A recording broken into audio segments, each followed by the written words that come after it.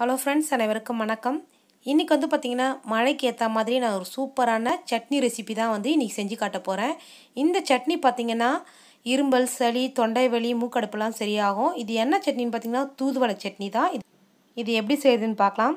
அதுக்கு ஃபஸ்ட்டு வந்து நம்ம என்னென்ன பொருட்கள்னு பார்த்துடலாம். 1 டேபிள் ஸ்பூன் உளுத்தம்பருப்பு, 1 டேபிள் ஸ்பூன் கடலைப்பருப்பு, கொஞ்சமாக புளி, 1/2 டீஸ்பூன் சீரகம், 1/2 டீஸ்பூன் மிளகு, 5 காஞ்ச மிளகாய் எடுத்து வச்சுருக்கேன், 3 பல் பூண்டு எடுத்து வச்சுருக்கேன். அடுத்ததாக பார்த்திங்கன்னா புதினா வந்து 1 கை அளவு எடுத்திருக்கேன், கொத்தமல்லி கொஞ்சமாக எடுத்திருக்கேன். கொத்தமல்லி வேணும்னா நீங்கள் ஜாஸ்தியாக கூட சேர்த்துக்கலாம். அடுத்ததாக பார்த்திங்கன்னா தூதுவளை எடுத்திருக்கேன். பாருங்கள், இந்த இலை இப்படி தான் இருக்கும், பின்னாடி முள்ளாக இருக்கும். நல்லா க்ளீன் பண்ணி வச்சுருக்கேன். இப்போ வந்து ஒரு தவா வச்சாச்சு. 1 டேபிள் ஸ்பூன் எண்ணெய் சேர்த்துட்டோம். எண்ணெய் காஞ்சதுக்கப்புறம் உளுத்தம்பருப்பு, கடலைப்பருப்பு ரெண்டுத்தையும் வந்து நல்லா வறுத்துக்கலாம். நல்லா ப்ரௌன் கலராக மாறணும். அதுக்கப்புறம் தான் மீதி பொருட்கள்லாம் சேர்க்கணும்.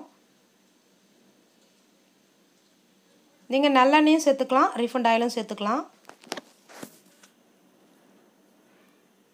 இப்போ நல்லா செவந்துடுச்சு பாருங்கள். இப்போ வந்து புளி சேர்த்துட்டேன், பூண்டும் சேர்த்துட்டேன், காஞ்ச மிளகா, மிளகு, சீரகம் நல்லா வதக்கி விட்டுக்கலாம்.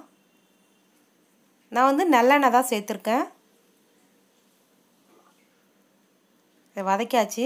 அடுத்ததாக தூதுவளை, புதினா, கொத்தமல்லியும் சேர்த்துக்கலாம். இது 1 நிமிஷம் கூட ஆகாது, உடனே வதங்கிடும். அப்படியே சுருண்டுடும் பாருங்கள். இப்போ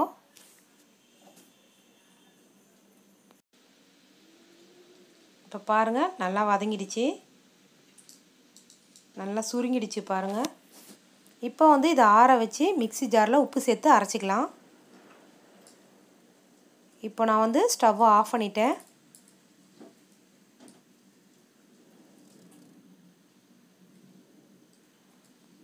இப்போது மிக்ஸி ஜாரில் சேர்த்துட்றேன்.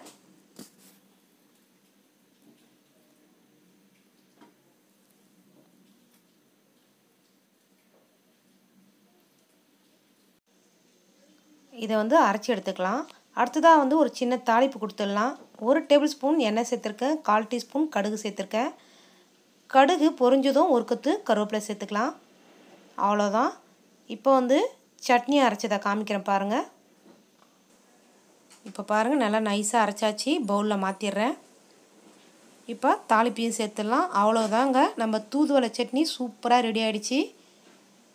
இது வந்து இட்லி தோசைக்கு ரொம்ப ரொம்ப சூப்பராக இருக்குங்க. நீங்களும் வீட்டில் கண்டிப்பாக ட்ரை பண்ணி பாருங்கள், ரொம்ப பிடிக்கும். இந்த மழை காலத்தில் கண்டிப்பாக வந்து உங்கள் குழந்தைங்களுக்கு இரும்பல், சளி பிடிக்கும்போது இந்த மாதிரி சட்னி செஞ்சு கொடுங்க. விரும்பி இட்லி தோசைக்கு சாப்பிடுவாங்க. இந்த வீடியோ பிடிச்சிருந்தா மை சமையலுக்கு சப்ஸ்கிரைப் பண்ணுங்கள், லைக் பண்ணுங்கள், ஷேர் பண்ணுங்கள், கமெண்ட் பண்ணுங்கள். தேங்க்யூ.